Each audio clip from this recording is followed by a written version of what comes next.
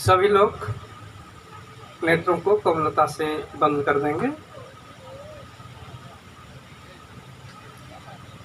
ईश्वर का मुख्य नाम ओमकार का 3 बार हम सब बड़े श्रद्धा और भक्ति के साथ उच्चारण करेंगे।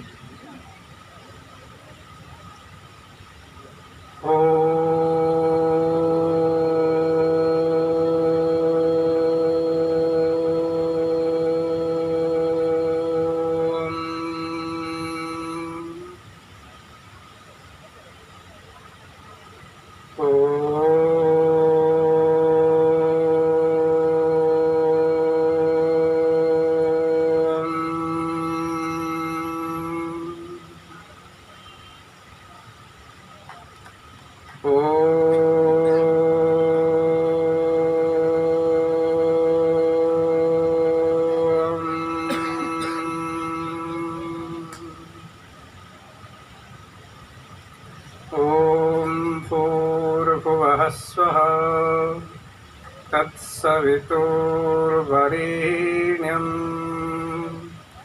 भर्गो देवस्य धीमहि धियो यो नः प्रचोदयात्।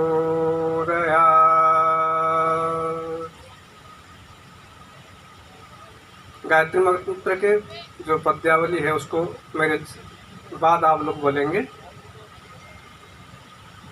प्राण प्रदाता संकट त्राता बोलिए। प्राण प्रदाता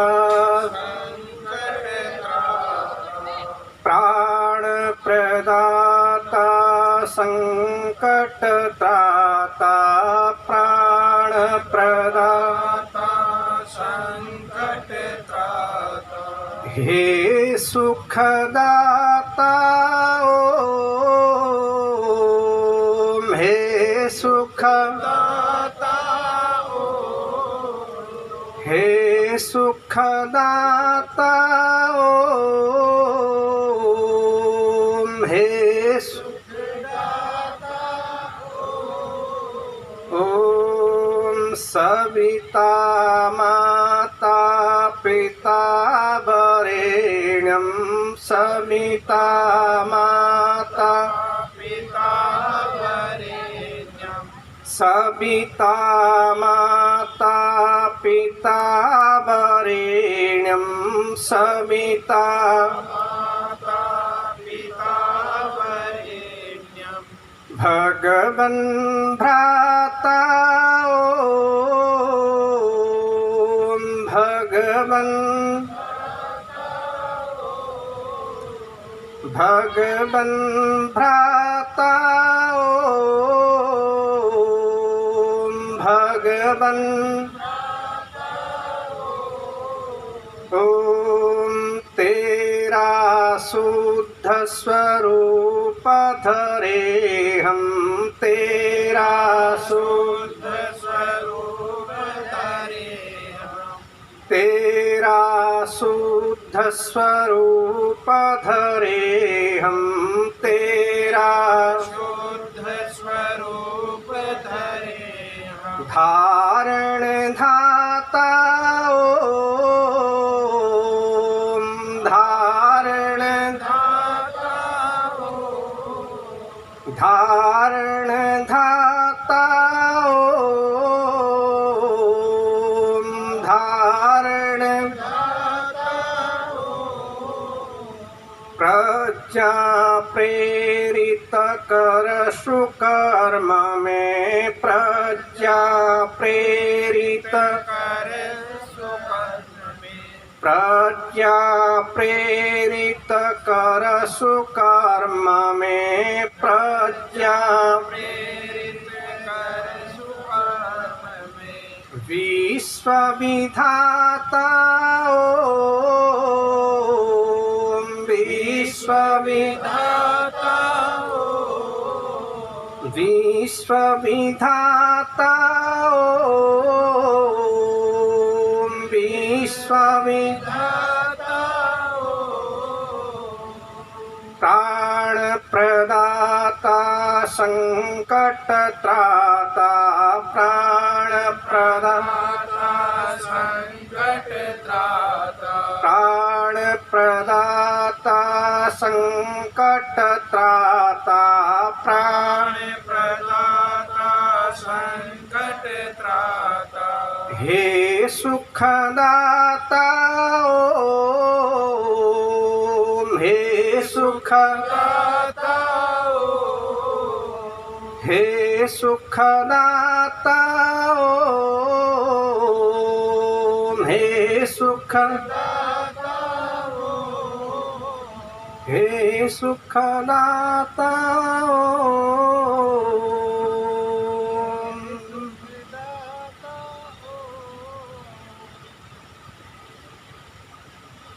मंचासीन श्रद्धेय स्वामी जी महाराज, श्रद्धेय आचार्य देवप्रकाश जी, हमारे समक्ष जो बड़े मधुरी गले से अपने भजन को प्रस्तुत किए श्री पवनजीत जी और डॉक्टर सुनील जी, सुशील जी, इस लोक कल्याण यज्ञ के आयोजक मुनि निगम मुनि जी, धर्म प्रेमी सज्जनों, मातृशक्ति और प्यारे छोटे बड़े बच्चों और बच्चियां, बड़ी ही प्रसन्नता की बात है कि आज संपूर्ण जगत में, आर्य जगत में, विश्व में और भारत के विभिन्न स्थानों में, प्रांतों में, जगह जगह अपने अपने संस्था, संगठन, समाज और उच्च स्तर के जो सम्मेलन आदि हो रहा है, स्वामी दयानंद जी के द्विस्वामी जयंती के उपलक्ष्य में बड़े भव्य और दिव्य कार्यक्रम सब जगह अपने अपने शक्ति और सामर्थ्य से उत्साह के साथ सब लोग मना रहे हैं। इसी श्रृंखला में आज भी हमारे निगम मुनि जी ने ये लोक कल्याण यज्ञ का आयोजन किए हैं। बड़ी हर्ष और उल्लास के विषय है ये।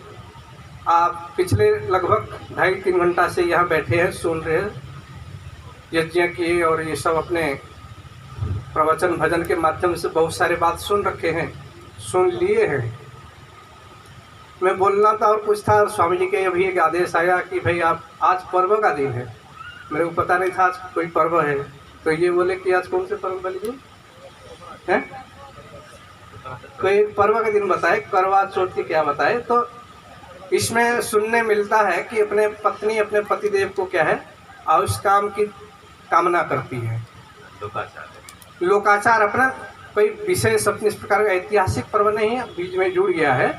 तो हम तो इसमें क्या है, फोकस इसमें डालेंगे, थोड़ा सा पर्व क्या है ठीक ठीक से समझ लें, और पर्व में करते क्या है, और ये वास्तविक जो पति पत्नी के जो संबंध है, प्रेम का भाव है, ये क्या वैदिक है कि या अनार्स है।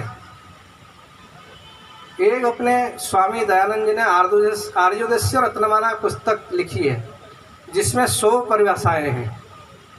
उसमें केवल परिभाषित क्या है, 2-2, 3-3 लाइन में, जैसे स्वर्ग किसे कहते हैं, नरक किसे कहते हैं, तीर्थ किसे कहते हैं, पंचायतन पूजा क्या है। अभी हमारे फोकस का बिंदु क्या है, पंचायतन पूजा क्या है। स्वामी दयानंद जी जो चेतन मूर्तियां हैं, उसकी यथायोग्य व्यवहार के लिए मना नहीं किए हैं। मूर्ति पूजा के पोषक है। ईश्वर के प्रदत्त जितने भी पदार्थ हैं, इनके साथ यथायोग्य व्यवहार करना, हमारे प्रयोग करना, ये पूजा है। पूजा नाम सत्कार, यथायोग्य व्यवहार। जो चीज़ जैसे है उसको ऐसे ही मानना, समझना और उसके साथ ऐसे व्यवहार करना, ये क्या है, पूजा का वास्तविक अर्थ है। तो ये पंचायतन पूजा है। इसमें 5 चीज आती है। तो क्या क्या है, कौन बता सकते हैं? खड़े होकर जोर से बोलिए।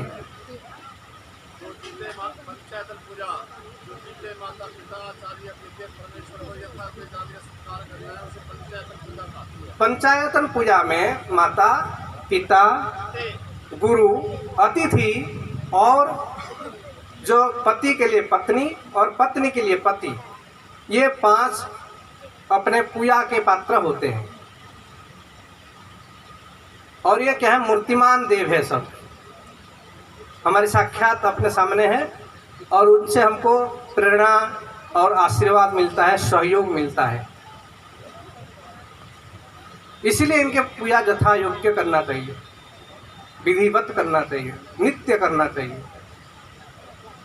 श्रद्धा के साथ करना चाहिए, लंबे काल तक करना चाहिए, बिना छूटे करना चाहिए, ज्ञान पूर्वक करना चाहिए, अज्ञान से भी नहीं करना, ज्ञान पूर्वक बड़ी श्रद्धा भक्ति के साथ अपने इन जो पदार्थ है, इन पदार्थों के हम अपने उसके सेवन करें, सत्कार करें, सम्मान करें।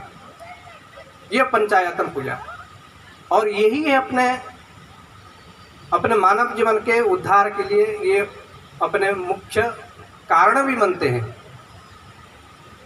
जीवन के निर्माण करने वाले सबसे पहला देवता कौन है, सब बता दो? हैं? माता जी है। माता का उसमें सीधा सीधा अर्थ ही इसमें छिपा हुआ है। जो निर्माण करने वाली होती है उसको माता कहते हैं, माँ कहते हैं। और अभी माँ के नाम से क्या हो रहा था अभी आज दुनिया में आजकल? कौन से पूजा किए आप लोग हैं? दुर्गा पूजा किए होंगे। अभी दुर्गा पूजा गई ना, तो उसमें क्या किया आप लोग? अम्बा जगदम्बा की पूजा की ना। कैसे पूजा किया आप लोग? वो क्या है, वो जो पूजा किया आपने, वो उसके पद्धति विधि ठीक नहीं है। उसका भी हम वैदिक स्वरूप बता सकते हैं। उसका वैदिक स्वरूप क्या है हम बता सकते हैं उसको। तो माँ क्या है? अम्बा, जगदम्बा है, जगत के अम्बा माता। अब में माता पिता में प्रार्थना भी करते हैं, तो वो सब हम लोग त्वम ही न पिता, उसे वेद मंत्र कहता है, वो हमारे माँ है। तो माँ मान करके, एक शक्ति रूपा माँ मान करके हम जब अपने ईश्वर को अपने उसके आज्ञा का पालन करेंगे, और जो हमारे जननी है, जो हमको प्रेरणा कर रहे हैं, जो अपने आशीर्वाद दे रहे हैं, ऐसे माँ के प्रति हमारे सद्भावना के साथ हम पूजा करते हैं, उसके सत्कार करते हैं, सम्मान करते हैं, सेवा करते हैं, तो हमको लाभ आशीर्वाद मिलेगा या नहीं मिलेगा? मिलेगा, अवश्य मिलेगा। तो सबसे पहला ये हमारी जो जीवन के निर्माण करने वाली है वो माँ है, जननी और मातृशक्ति। केवल अपने एक जननी तो है ही अपने, वो भी प्रेरणा करती है और सब कुछ करती है, भरण पोषण सब करती है, परंतु अन्य भी माता और अन्य जो अपने पिता वर्ग है, और पिता का नंबर दूसरा आएगा, आगे आएगा वो। तो इस प्रकार के माँ जो होती है जन्म देने वाली और अपने जो भी अपने लालित पालित करने वाली होती है, वो हमारे आदर्श होती है, आदर के योग्य होती है। तो उनको हमको पूजा सत्कार करना चाहिए। दूसरा नंबर है पिता का नाम है। पिता भी हमारे पालक पोषक होता है, हमारे जीवन की रक्षा करने वाला वही होता है। जब तक हम अपने पैर में खड़े न हो जाते हैं, सबल न हो जाते हैं, समर्थ नहीं हो जाते हैं, तब तक क्या है, पिता अपने आश्रय देता है। पिता के आश्रय में हम आश्रित होकर के हम अपने जीवन जीते हैं। और जब हम अपने समर्थ हो जाते हैं, तब फिर अपने पिता उसको छोड़ देता है, अपने बाहुबल से अपने आगे रास्ता निकालता है, अपने जीवन को जीता है। परंतु एक लंबा काल तक अपने क्या पिता के अपने पुत्र के प्रति अपने उसका सहयोग रहता है। पिता पुत्र का संबंध ही ऐसे है। पाति रक्षति थी पिता, जो रक्षा करने वाला तो उस पिता कहते हैं। और जो पिता की रक्षा करने वाले अनेक प्रकार के जो बुराइयां हैं, उन बुराइयों से, कुव्यसनों से, कुरीतियों से, अविद्या से, अज्ञान से, कुछ भी जोड़ दो, उससे जो बचाने वाला होता है उसको पुंग नाम नरका त्रायति पुत्र, जो नरक से तार कर देता है, पार करा देता है, उसको पुत्र नाम से कहा गया है। पिता किसको कौन रक्षा कर रहा है? पहले तो रक्षा कर रहा था ये पिताजी, रक्षा के पालन पोषण के ये बढ़ा दिए। अब पुत्र का कर्तव्य है कि अपने पिता के प्रति अपने उनके ऐसे भाव होना चाहिए, अपने स्वार्थ के कारण क्या है, पिता को अपने कब्जा में नहीं रखे। क्या करे? उसके अपने आत्मोन्नति के लिए, शरीर की उन्नति के लिए उनको अपने उनको प्रोत्साहित करें, उनको सहयोग करें, पिता के जो आज्ञा है उसके अनुसार उसके अनुगमन करें। अनुमता पितु पुत्र, पुत्र क्या है? जो पिता के अनुगमन करता है। पिता यज्ञ करते हैं, पिता संध्या करते हैं, पिता दान देते हैं, पिता परोपकार कर्म में लगे रहते हैं, सामाजिक कर्तव्य कर्म को निभाते हैं, तो पुत्र वो काम करता है तो तब वो पुत्र कहलाता है। नहीं तो फिर क्या कह लेंगे हम नहीं जानता। पुत्र तब कहलाता है जब पिता के जो अपने आचरणीय कर्म है, कर्तव्य कर्म है, उसको जब ठीक ठीक पालन करता हुआ चला जाता, वो पुत्र के नाम से जाना जाता है। ऐसे ही फिर अपने माता पिता गुरु है ही अपने विद्यादाता जो होता है उसको गुरु कहते हैं। ये क्या है? माता पिता थोड़ा अपने स्वार्थ रखते हैं, इसमें अधिक उनके अपने थोड़ा सा उसमें रहता संबंध, रागात्मक संबंध रहता है इसमें। और जो गुरु होता है वो थोड़ा विवेकी अधिक होता है, ज्ञानवान होता है, इतने मोह नहीं रखता है। जो मोह रखता समझ लो कि वो अपने सच्चे गुरु नहीं है, वो सच्चे गुरु नहीं है। इसीलिए उसके पुत्र के प्रति जैसे पिता के मोह हो जाता है, ऐसे शिष्य के प्रति अगर गुरु के मोह है तो फिर अपने उसमें और इसमें गुरु में अंतर क्या हुआ? ये बहुत उठा हुआ होता है। गुरु जो होता है, सन्यासी जो होते हैं, आचार्य जो होते हैं, ये विवेक वैराग्य से उठे हुए व्यक्ति होते हैं। उसके प्रति उसके रागात्मक संबंध लगा, अपने अटैचमेंट नहीं होता उसमें। उसके कारण इसका तब अपना नंबर 1 भले अपने माता निर्माण किया और सब कुछ सिखाया, पढ़ाया, शिक्षा, नैतिक शिक्षा, धार्मिक शिक्षा दे करके बच्चा को नींव रखा,